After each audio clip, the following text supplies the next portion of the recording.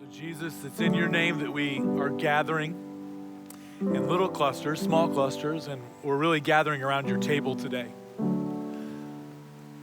Around the world, we're gathering around your table in unity, one bride, one church. We don't know all the details of tomorrow or next week. But we know the details that matter, and that is that you are on your throne, and you are in control, and you have defeated death, and you're coming for your church. You're coming for your kids. Hold us on to that day. Give us strength. Give us wisdom in these trying times. Give us peace that passes understanding. Give us joy in excess to pour out on others that really need a dose of it right now. It's in your name. It's in your name we pray, Jesus. It's in your name we open the word. Amen. Amen. Well, I'd like to welcome you again to this version of church for a little bit. This is the first of 2 weeks is our plan as of right now. And like with everyone else, we're kind of monitoring the situation. We want to be in support of our local, state, and our national leaders as they're kind of helping us through this. We want to do our part on supporting them. And so we have changed our strategy to be online. And so a couple of things there's a toolkit that we want everyone to know about. This team, we've been working hard on just kind of getting some tools together for you. So if you've been to generationcc.com and you click on that main link that's right there, that online community link, you're going to see some stuff for kids on there to walk kids through this. You're going to see how to move your existing small group to an online small group for a season, an opportunity for you to join a online small group. We really believe that this is going to be a season of rapid growth for the church because of the way that people are just looking for answers. And we are not the answer, but we know the one who has the answers. And so we think some online small groups are going to be starting, and a place where you can pray, ask for prayer requests and needs. We have a message board for needs, and our team, our function, a lot of us here is, because we're not doing the things we were doing just a couple weeks ago, we're kind of transitioning here a little bit to say, how can we be the church? And we're going to be just helping with some of those needs. And so difficult time for a nation, for us locally as we're trying to figure this out, but also a time of opportunity for us to be the church. I'm excited for this. Our children's ministry, they said, hey, we're going to look at a story of Jesus, this historical account where Jesus was in the midst of a storm. And we just felt like, what great opportunity it would be for us to look at Jesus very specifically at a point in time of his life when he was in the midst of a storm. One, so we can walk our kids through the season one right now and kind of be joined up with them in the same content. But two, it's exactly where we are right now. So I'm totally pumped to ask you to look at the book of Mark with me. Mark chapter 4, and there's an account where Jesus, I remember when this story hit me pretty hard, a pastor in my life, a guy named Matt Hurd, when I was in a difficult season, was in a staff meeting and walked us through, in a brand new way, the story here in Mark chapter 4. I mean, all of the Gospels, specifically Mark's trying to do something. Mark is trying to show us in his eyewitness account, he watched Jesus in his ministry. He's trying to show us, the writer here in the book of Mark, that Jesus indeed is the Son of God. And this one moment in the life of Christ stands above, I think, almost all of them, specifically for where we are at right now and in our story. So look with me, verse 35, and see what's happening in this account. Says, that day when evening came, he said to his disciples, this is Jesus, let us go over to the other side. Now, leaving the crowd behind, they took him along just as he was in the boat. There were also other boats with him. So it's like there's this floating armada. There's a bunch of ships, and they're on the Sea of Galilee. Verse 37 says, a furious squall came up, and the waves broke over the boat so that it was nearly swamped. Sometimes we dive into God's word and we just kind of pick up where it is and we don't look at what happened behind. See, what's going on in your life right now matters here. We all, if I would have sat down with you and had a cup of coffee on Thursday and said, hey, what's going on? There would have been probably no conversation about a virus that had changed the world, right? That have been, you would have had enough stuff you and I to talk together about of just things going on in your life, exciting things, heartbreaking things, things you're worried about, things you're ready for, things you're working on, plans you have. And the same was happening here. And Jesus, on this very day, if you read back, he had a long day of ministry. I mean, you're like when you just pour out and pour out. Imagine, Jesus had thousands of people pushing him to the point where he had to get into a boat. He's down on the Galilee and he's preaching. He'd been healing people all throughout the day, a taxing day. He got into a boat and pushed off from the shore just so that the water could be like almost a natural barrier where people, unless they just wanted to wade in, he could get out and kind of like not have people just swarm him. And he'd been teaching at that point, and it says here that Jesus, after a while, he's like, let's go to the other side. A lot of the cities are on one side of the Galilee at this time and a little bit more wilderness on the other side. Jesus is simply saying this, I need rest. I wonder for you for this virus even hits us as it has in the last couple of days, or at least the panic of it or the things that are in front of it as it's coming, the reality of it's coming, you are probably already at a place where you said, you know what I need right now is I need some time. Like it's spring break for a lot of our kids here. And a lot of us are like, I got to get away. You already were feeling like I've got to get away. Jesus is there. He is tired and he's like, I want to go. So they take him like he is in the boat. There are other disciples with him.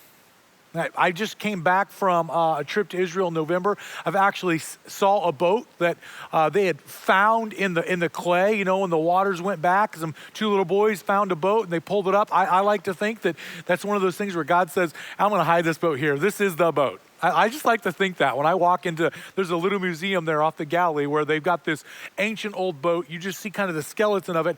I like to think that God said, I'm gonna not make it just some, like Joe's boat, Joe's fish shop boat, whoever that is, I'm gonna make it the boat. This is one of the boats that Jesus was in. And you can see it would probably hold 12, 15 people, if you had a little bit of lounge room. It's not like, hey, we're taking 100 people with us. And Jesus had an entourage. We know he had people that were always coming with him. The disciples at any point could have been over 100 people. And so there are other boats coming. They're tired. They're going away. Before this thing happened, you were tired. Maybe you were going on a trip. And then this happens. Verse 37. A furious squall came up, and the waves broke over the boat so it was nearly swamped. This is like hurricane winds. The language here, this is the gale force wind. Very pinpointed language. What is happening is, this is not like, oh, it's breezy out here today. Oh, I'm going to cover up. I'm starting to see it's a little choppy. This is not just choppy. This is a dangerous, dangerous storm. You have to understand the geographic region that they're in. We call the Sea of Galilee a sea. It's not. It's a freshwater lake is what it is. And there's something very interesting about this lake. This is the deepest freshwater lake on the planet. So it's significant in its terms of like how the geography, the topography of the land, how it actually plays into weather. There are mountains surrounding this lake. You have to go down, like way, way down. My ears popped last time I went down. On some sides, there are 1,500 feet mountains. On other sides, the hills, as they slope up, can get up to 3,000 feet. You can tell that it's like nestled down in. So the winds will come over, scoop down in, and in matter of moments, what is like a really nice lake can become just turbulent. I was there one day. I was with a group, a small group. We were filming, and we were hungry. And the sun is out. It's shining. There was someone camping, and I was trying to get a shot of the Sea of Galilee. I mean, the sun is out. Beautiful day.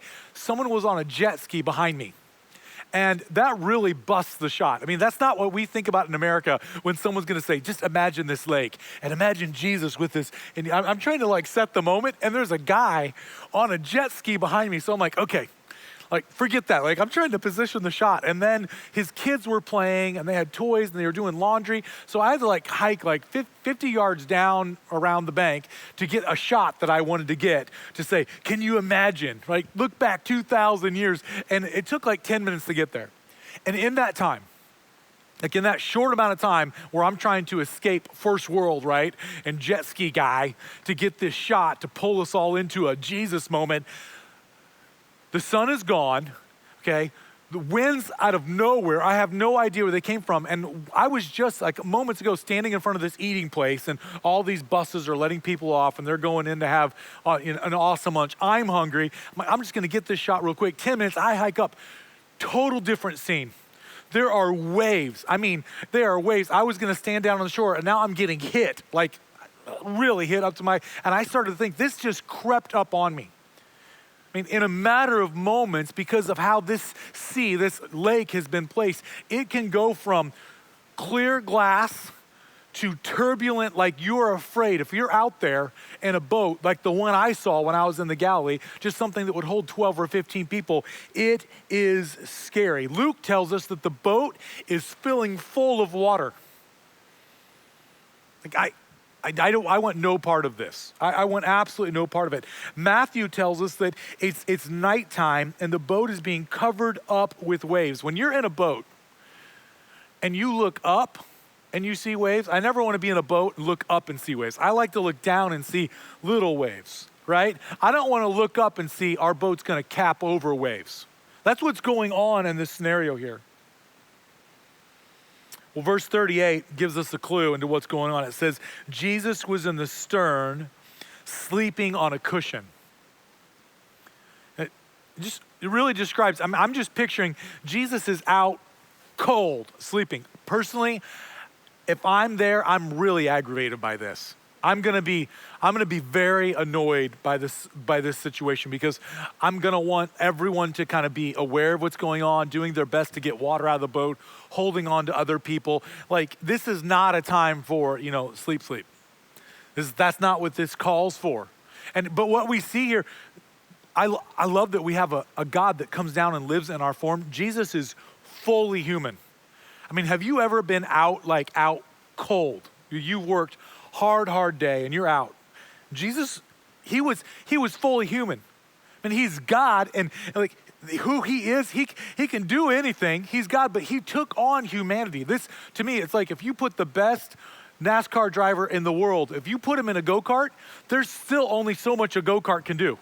If you put the go-kart on a NASCAR track with other NASCARs, it doesn't matter that the other NASCAR drivers aren't the best NASCAR driver ever, right? Jesus put on limitations. Jesus put on frailty. Jesus put on tired and sickness. Jesus put on, ain't nobody got time for that body, right? And Jesus is like out cold. You can go up to him and like poke him. My kids sometimes when I'm out, they're not nice to me. They will do things to me. Okay, I've got to be careful where I sleep. This is the scenario, and they're clearly going to come after him. It says this: the disciples woke him and said to him, "Teacher, don't you care if we drown?" Matter of fact, when we look at all of the Gospels that tell this story, they call him master in one, they call him teacher in one, they call him Lord in one, and some textual critics, they say, oh, there's the discrepancy in the Bible. No, they were thinking of any name they could call him at all. They were using every word that they could think of in their language to say, get up now and fix my situation in my life, come on. I love what they're saying, Jesus, don't you care about what is happening? I can't imagine that some of us right now aren't just asking, like really at the deepest part of us, this isn't just impacting our church community, this virus. This isn't just impacting, having an impact on Florida that we're familiar with. This is big. And at some point, like you gotta ask, like, God, do you see what's going on here? Do you care about what's going on here? What's your plan to fix the scenario? Do you not care that we're dying? Is what they're asking. Now, verse 39 is like the action of this verse. Mark is the action gospel. If you're reading the Matthew's or Mark's gospel and his eyewitness account of what's going on, it is the action. And here is the action. It says this: he got up, rebuked the wind, and said to the waves, one word. We just sang this. I love it. We just sang this. Quiet, be still. Then the wind died down and it was completely calm. Now, maybe you've heard this story before. Maybe you've seen the picture before, and you're not you're not surprised right now. You're not saying, "What? This is." I mean, if you've never heard this story before and you are really surprised, keep reading, okay? Because it is amazing. But sometimes, some people in our culture today, a lot of us are like, we grew up maybe in VBS, or someone told a story, or you know some of the big stories of Jesus, that he calms winds and storms. I want to let you know something. There's a timeline that's happening here. And when they're trying to get him up, that specific power, they're not counting on him having that one in his back pocket. They've seen him heal people. They've seen him talk boldly to leaders. They see him talk with authority to people. They've seen Jesus do some things that are miraculous. But I don't think when they're like, wake up and do something, they're expecting that to be the thing that happens. I think they want Jesus to wake up and be worried with them. I think they want Jesus to wake up and be like, oh man, this is bad. You're not crazy for being freaking out. You should be freaking out right now. I'm going to freak out with you. Like, I think at some level, they just wanted to know that it was like Jesus was with them and freaking out, but Jesus isn't with them. Jesus is he's on another level of ability. And that really surprises them. They didn't expect this. It was a miracle. And if he had just stopped the wind, and if the wind had just died down, it would have taken minutes for the waves to stop. This is a big miracle on a large scale, because it goes from total mayhem, everyone freaking out. I don't think they can even see the other boats right now. They got to be thinking, our posse's gone. Like, we used to be a big deal. We kind of ran with a bunch of people. They're gone. Save at least us. Imagine the boat's going crazy. They're barely holding on. And in a second, Jesus finally wakes up after all of the words they can get out. And he just says, stop it. Peace. Calm. And it goes from craziness to when you sit in the bathtub for a really long time and you don't move at all, and the water's just perfect, right? It's just perfect. And you're like, I don't want to move, because it's almost like Jell-O. It's just not, you fell asleep and your eyes open and the water's just complete. Imagine just the hecticness of that moment, and then it immediately goes to nothing. I would be freaking out about that.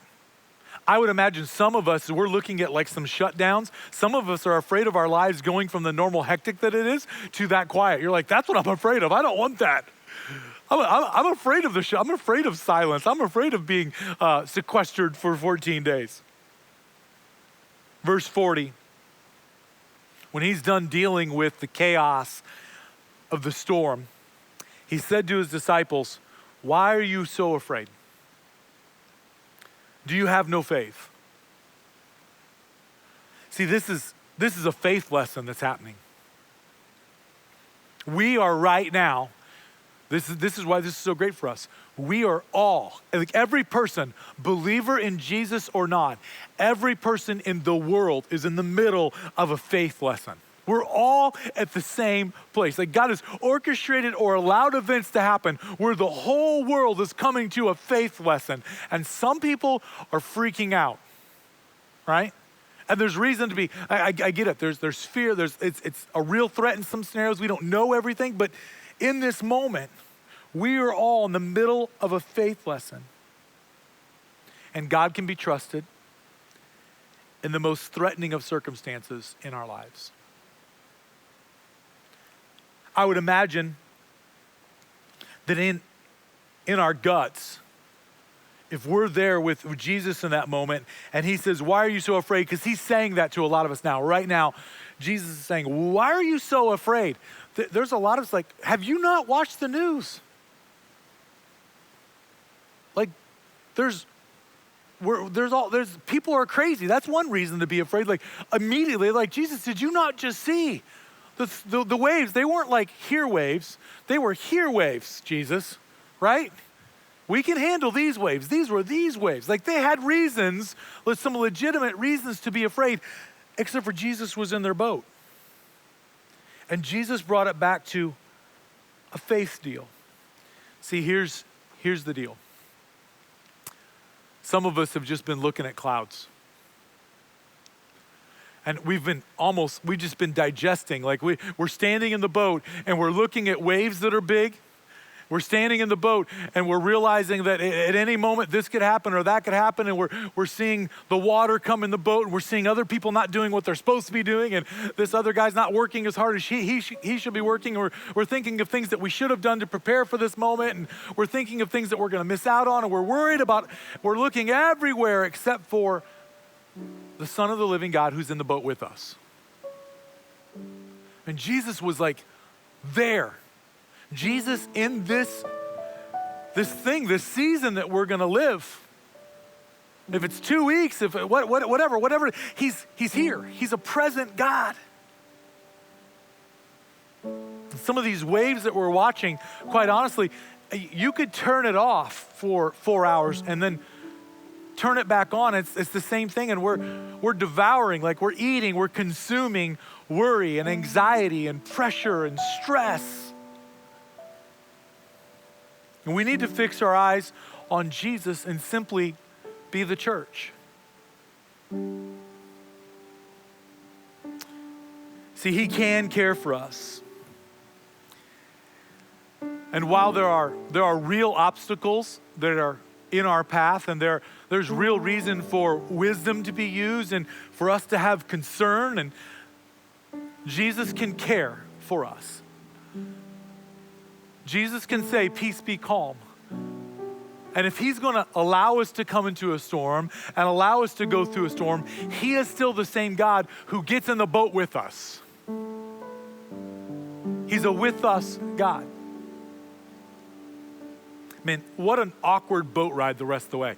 To me, they weren't like, it wasn't like, and they're on the other shore. Like they had to finish the boat ride. To me, that was like, I think there was just silence.